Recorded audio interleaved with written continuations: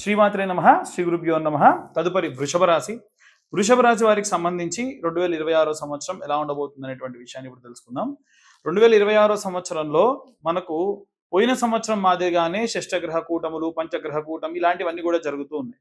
అందులో భాగంగా ముఖ్యంగా కుంభంలోకి ఈ యొక్క వృషభ రాశి వారికి ఆల్మోస్ట్ మార్చి నెల ప్రాంతానికి వచ్చేసరికి 4 గ్రహాలు 5 గ్రహాలు కలిసి ఒకే చోట సంచారం చేయడం వలన విశేషమైనటువంటి జాగ్రత్తలు తీసుకోవాలి. ఆరోగ్యపరమైనటువంటివి ఏవైనా ఇబ్బందులు రావచ్చు. అలాగే ఏవైనా సరే తెలిసి తెలవక చిన్న చిన్న తప్పులు చాలా భారీ స్థాయికి వెళ్ళొచ్చు. ముఖ్యంగా మనము ఇక్కడ గ్రహ సంచారాల్లో సూర్యుడిని రాజకీయ నాయకులకు సంబంధించి, గురుగ్రహానికి సంబంధించి ఎవరైనా సరే ఎంప్లాయీస్ వివాహం కోసము, సంతానం కోసం ప్రయత్నిస్తున్న వారిని మనం తీసుకోవాలి. అలాగే బుధుడు వచ్చేసరికి వ్యాపారానికి సంబంధించి ఇలా మనం తీసుకొని ఆ గ్రహ సంచారాన్ని బట్టి ఎవరెవరికి ఎలా ఉంటుంది అనేటువంటి విషయాన్ని ఇప్పుడు తెలుసుకుందాం. మనకు వృషభ రాశి వారికి ద్వితీయంలో గురుస్థానం ఉన్నంత వరకు, గురువు ఉన్నంత వరకు, అంటే మిథునంలో ఉన్నంత వరకు ఓకే. ఎప్పుడైతే ఈ యొక్క మిథునం నుండి సంచారం చేస్తూ కర్కాటకంలోకి, సింహంలోకి, అలాగే కన్యలోకి ప్రవేశించేంత వరకు, కన్యారాశికి సంవత్సరం ఆఖరిలో ప్రవేశిస్తుంది. అంటే చూడండి, ఫిబ్రవరి మార్చి వరకు బాగుంటుంది. తర్వాతకి మళ్ళీ సెప్టెంబర్ అక్టోబర్ తర్వాతి కాలంలోనే చాలా ఉత్తమంగా ఉంటుంది. సో ఓవరాల్ గా వృషభ రాశిలో ఎవరైతే ఉన్నటువంటి విద్యార్థులు, ఉద్యోగస్తులు ఉన్నారో వారికి సంబంధించి ఈ యొక్క మొదటి ప్రథమార్థంలో ఉన్నటువంటి 2 నెలలు, ఆఖరిలో ఉన్నటువంటి నెలలు విశేషమైనటువంటి ఫలితాలను ఇస్తాయి. అలాగే ఎవరైతే ఈ యొక్క ఇంట్లో ఉండి వ్యాపారం చేసుకుని చేతి వృత్తులు చేసుకునేటువంటి స్త్రీలు, గృహిణులు, అలాగే చేతి వృత్తులు చేసుకునేటువంటి ఇంకా వారి వారి యొక్క వృత్తి ధర్మం చేసుకునేటువంటి వారు ఎవరైతే ఉంటారో వారందరికీ కూడా శుక్రుడు ఈ యొక్క రుచకం అంటే వృశ్చికం నుండి, అలాగే ధనుస్సు నుండి మకర, కుంభ, మీనాలలోకి ప్రవేశిస్తూ ఉన్న సమయంలో, అంటే ఆల్మోస్ట్ ఇదంతా కూడా జరిగేది ఎప్పుడయ్యా అనంటే కరెక్ట్గా అది కూడా ఏప్రిల్, మే, జూన్ నెల ప్రాంతాలలో ఈ యొక్క రాసుల గుండా సంచరిస్తూ ఉన్న సమయంలో విశేషంగా వీరు చేసేటువంటి పనులలో 70-80% వరకు కూడా అక్యురేట్గా ధనం రావడము, అలాగే వాటిని ధర్మంగా వీళ్ళు ఖర్చు పెట్టడం వారి వారి గోచార రీత్యా, వారి యొక్క జాతక కర్మల రీత్యా ఉంటుంది. అలాగే శనిగ్రహం కూడా ఈ యొక్క మీనంలోనే సంచారం చేస్తూ శని చండాల యోగం నుండి బయటికి వచ్చి మేషంలోకి ప్రవేశించడానికి ఈ సంవత్సరం ఆఖరి తర్వాత నుండి కూడా ఈ యొక్క మేషరాశి వారికి ఏలినాటి శని ఉద్రిక్తమైనటువంటి పరిస్థితులు ఈ సంవత్సరం ఆఖరి డిసెంబర్లో విశేషంగా కనిపిస్తుంది. ఎవరైతే రాజకీయ నాయకులు, సినీ రంగంలో ఉండేటువంటి వాళ్ళు ఉంటారో వారు కూడా ఈ యొక్క శుక్రుడి యొక్క సంచారాన్ని బట్టి ఏప్రిల్ నుండి సెప్టెంబర్, అక్టోబర్ ప్రాంతం వరకు విశేషంగా చూసుకోవచ్చు. ప్రమాదాలన్నీ కూడా మార్చి నెలలో కానీ, అలాగే జూలై, ఆగస్టు నెలల్లో కానీ, అలాగే సంవత్సరం ఆఖరిలో విశేషమైనటువంటి అగ్ని ప్రమాదాలు, జల సంబంధితమైన ప్రమాదాలు జరిగే అవకాశం ఉంది ఉన్న వర్షాకాలంలో. అలాగే ఈ సంవత్సరం కూడా ఫ్లైట్స్ ఏవైనా సరే యాక్సిడెంట్లు అవ్వడం లాంటివి కూడా జరిగే అవకాశం కనిపిస్తుంది. కాబట్టి ఈ ప్రథమార్థంలో మార్చిలో కానీ, ప్రథమార్థంలో సగభాగం దాటిన తర్వాత వచ్చేటువంటి జూలై నెలల్లో కానీ, ద్వితీయార్థంలో ఆగస్టు, అక్టోబర్ ప్రాంతాల్లో కానీ చాలా జాగ్రత్తగా ఉండాలి. ఈ రాశి వాళ్ళు రోడ్లపై విపరీతమైన వేగంతో వెళ్ళేటువంటి వాళ్ళు ఉన్నారు. రీసెంట్గా ఒక పిల్లవాడు, ఈ యొక్క వృషభ రాశిలో ఉన్నటువంటి పిల్లవాడే చాలా ఫాస్ట్గా బైక్ డ్రైవింగ్ చేస్తూ యాక్సిడెంట్ జరిగి చాలా దయనీయమైన పరిస్థితి అనమాట.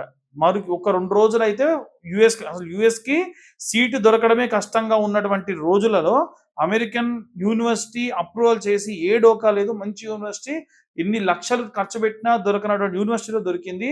ఆ టైంలో యాక్సిడెంట్ అయ్యి కాల్ ఫ్రాక్చర్ అయిపోయింది. అతను ఇప్పటికీ బెడ్ రిటర్న్ అయ్యారు, ఆపరేషన్ చేశారు, ఇంకా 3-4 నెలలు అలాగే ఉంటాడంట. కాబట్టి చిన్న చిన్న మిస్టేక్స్ చాలా పెద్ద నష్టాన్ని చేస్తాయి. ఎందుకంత వేగం, పనికిరాని వేగం ఎవరికి కావాలి? కాబట్టి ఆలోచించుకొని మనం వెళ్తూ ఉండాలి అంతే తప్ప విపరీతమైన వేగంతో వెళ్ళాలి. బండి 120 పోవాలి, 180 పోవాలి, ఏమవుతుంది తర్వాతకి కాలు ఇరుగుతుంది, ఇంట్లో కూర్చుంటారు.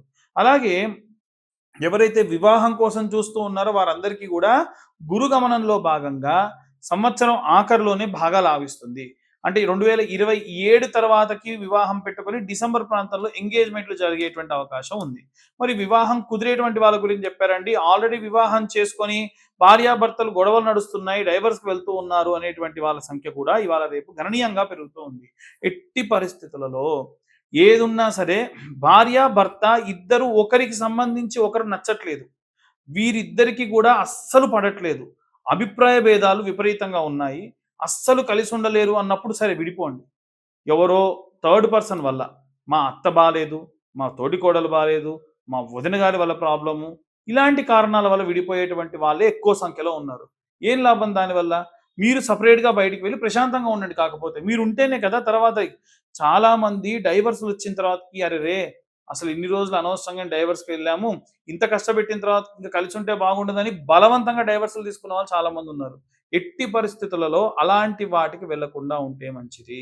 పాపం ఇద్దరిలో ఎవరన్నా ఒకళ్ళకి డైవర్స్ ఇచ్చే ఉద్దేశం లేకున్నా సరే వారికి అది కావాలి కానీ ఏదో పెద్ద త్యాగం చేసినట్టు ఏమవుతుంది, మీ జీవితం నాశనం అవుతుంది, వాళ్ళ జీవితం నాశనం అవుతుంది.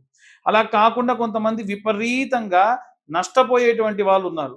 అంటే విపరీతంగా తన యొక్క మెంటాలిటీ, సైకిక్ మెంటాలిటీతో ఇబ్బంది పెడుతున్నారు అంటే వద్దు, అలాంటి వాళ్ళతో కలిసి ఉండాల్సిన అవసరం లేదు, వెళ్ళిపోవచ్చు. అలాంటి వారందరికీ కూడా సంవత్సరంలో ఆగస్టు సెప్టెంబర్ తర్వాతి ప్రాంతంలో విశేషంగా కలిసి వస్తుంది. అంటే డైవర్సల్ తీసుకోవడము, దాని తర్వాత ఇంకేమైనా సరే.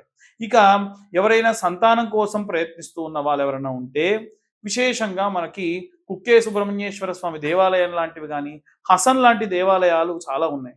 మంగళూరు దగ్గరలో ఉన్న హసన్ దేవాలయంలో ఎవరికైతే గర్భం రాకుండా చాలా నెలల నుంచి ఇబ్బంది పడుతూ ఉన్నారు వివాహమై అన్నటువంటి వాళ్ళు ఈ యొక్క దేవాలయానికి ఏ రోజైతే పూజ జరుగుతుందో దానికంటే 2 రోజుల ముందు, అంటే మంగళవారం జరిగితే దానికంటే 2 రోజుల ముందు వెళ్ళి అరటిపండు ఇస్తారు. పరిగడుపునే అరటిపండు అలా నోట్లో వేసుకొని మింగాలి. అదేంటంటే మొత్తం ఎలా మింగుతారంటే కొద్దిగా తినాలి. అది పంటికి తగలకుండా డైరెక్ట్గా మింగాలన్నమాట. అలా చేస్తే విశేషంగా సంతానం అందుతుంది. కాబట్టి ఇలా మనకు చాలా ఉన్నాయి. పెద్ద పెద్ద హోమాలే చేసుకోవాల్సిన అవసరం లేదు. ఇవన్నీ కూడా ఏంటంటే జాతకంలో మనకు గోచార రీత్యా చెబుతున్నటువంటి విషయములు. ఇలా కాకుండా ఎవరికైనా సరే వారి యొక్క పర్సనల్ జాతకం డీటెయిల్డ్గా కావాలి అనుకునేటువంటి వారు మీ పేరు, మీ date of birth, time, place కింద ఉన్న నెంబర్కి వాట్సాప్ చేయండి. ఖచ్చితంగా ఈ యొక్క 2026వ సంవత్సరంలో ₹2511 ఛార్జ్ చేయడం జరుగుతుంది. ఆసక్తి గలవారు కింద ఉన్న నెంబర్కు కాంటాక్ట్ చేయొచ్చు. అలాగే రాజకీయ సంబంధితమైనటువంటి విషయాల్లో ఎవరైనా సరే విశేషంగా పాల్గొనదలుచుకున్నటువంటి వారు రాజశ్యామల యాగం కూడా చేయించుకోవడం వల్ల మంచి సత్ఫలితాన్ని పొందవచ్చు. సర్వే జన సుఖినో భవంతు. స్వస్తి.